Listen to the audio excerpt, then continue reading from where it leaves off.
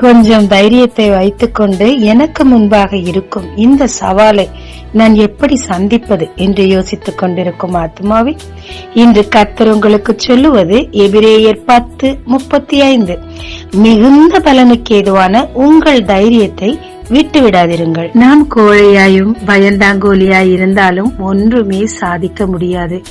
நமக்கு இருக்கும் கொஞ்ச தைரியத்தை வைத்துக்கொண்டு நமக்கு முன்பாக இருக்கும் சவால்களை சந்திக்கும் போது நமக்கும் ஜெயம் கிடைக்கும், நம் மூலம் மற்றவர்களுக்கும் விடுதலை கிடைக்கும். தானியேலும் அப்படித்தான். சிங்கத்தை கண்டு பயப்படவே இல்லை. தேவன் அவருக்கு தந்த கட்டளைகளின் மேல், வாக்கு தத்தங்களின் மேல் நம்பிக்கையாய் இருந்தார். சிங்கத்தின் வாயையும் கட்டினார். ஷத்ரக், மெஷாக், அபேத்நேகோ நெருப்பை கண்டு பயப்படவே இல்லை.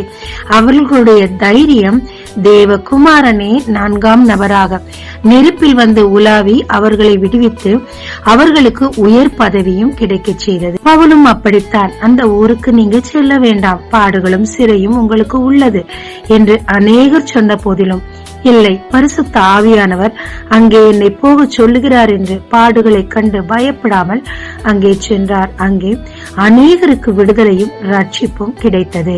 பயம் எல்லாவற்றிலும் இருந்து நம்மை புறம்பே தள்ளுங்க, நம்மை எதையுமே சாதிக்க விடாது.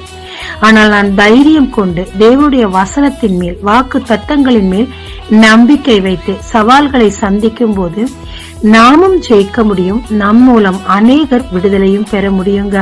அதனால தேவன் உங்களுக்கு கொடுத்திருக்கிற தைரியத்தை அனல் மூட்டி எழுப்புங்க. உங்களுக்கு முன்பாக இருக்கும் சவால்களை தைரியமாய் சந்திங்க. தேவன் உங்க கூட இருக்கிறாருங்க. பயத்தை புறம்பே தள்ளி மற்றவர்களுக்கு முன்மாதிரியா இருங்க.